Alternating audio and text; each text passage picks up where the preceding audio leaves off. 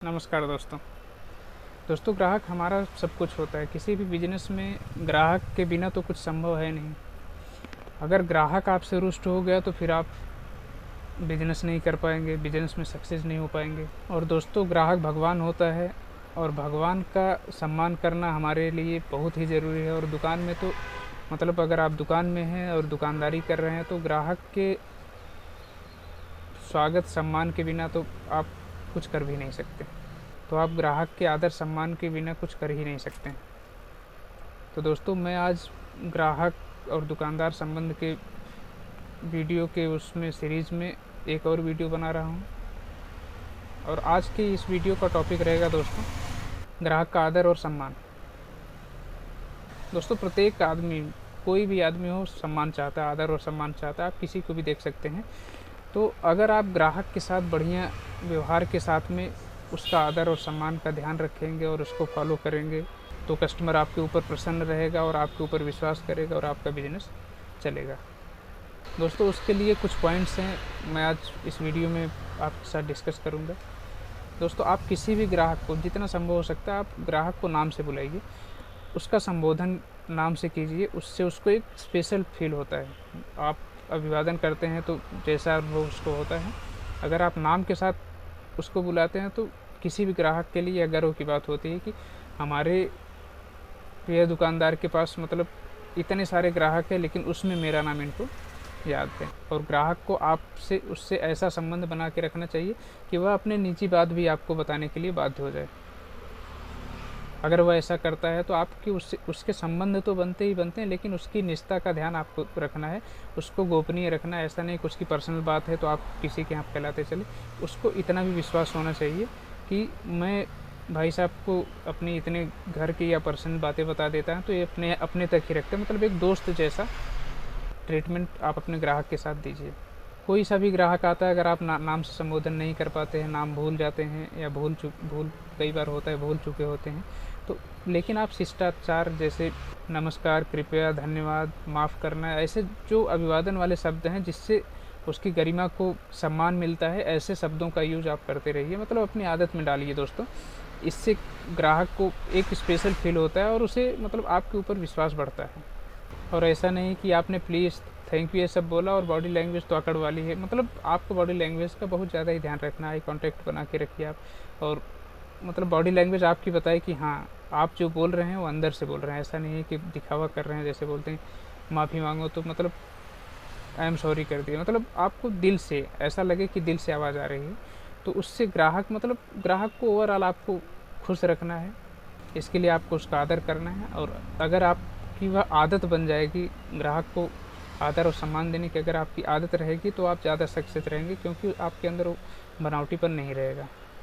दोस्तों ग्राहक आपके यहाँ अपनी समस्या लेकर आता है, उसे कुछ सामान चाहिए या कुछ भी समस्याएं उसकी हो सकती हैं या उसकी जो ज़रूरत है, जब वो आपके पास आकर कुछ भी बोलता है तो आप उसकी बात को पहले बहुत अच्छे ध्यान से सुनिए, समझिए, फिर उसके समस्या में शामिल होकर तब जाके जब उसकी बात ख़त्म हो जाए तब आप उसको आंसर कीजिए। मैंने इस पर एक वीडियो भी बनाया है, डिस्क्रिप्शन बॉक्स में मैं उसके लिंक भी दे दूँगा, कस्टमर रिलेशन कैसे बनाए।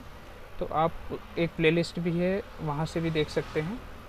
दोस्तों ग्राहक जब अपनी बात आपको बता चुके तो मतलब उसकी बात तो आपको काटनी नहीं है, इसका ध्यान रखें, बहुत बहुत ज़्यादा इम्पॉर्टेंट है। और जब उसकी बात पूरी हो जाए और आपका नंबर आए तो आप उसको संतुष्ट करिए और बढ़िया से मतलब बात ख़त्म होने के बाद ही अपनी प्रतिक्रिया दीजिए। मतलब बात सुनने के बाद लेट मत करिए कि आपको थोड़ा टाइम लग रहा है। आपने ग्राहक की बात सुनी, उसके बाद पूरा अच्छे से ध्यान से सुनने के बाद समझ के फिर आप तुरंत ही उसका रिप्लाई कीजिए। दोस्तों आपके दुकान पर छोटे बच्चे, बूढ़े, मतलब स्त्री पुरुष, लड़के लड़कियां सभी लोग आते होंगे। तो आपको कोई स्पेशल ट्रीटमेंट नहीं देना है, किसी एक को स्पेशल ट्रीटमेंट नहीं देना है। सबके साथ एक समानता का व्यवहार करना है। किसी को यह न लगे कि मतलब मैं तो गलत दुकान में आ गया।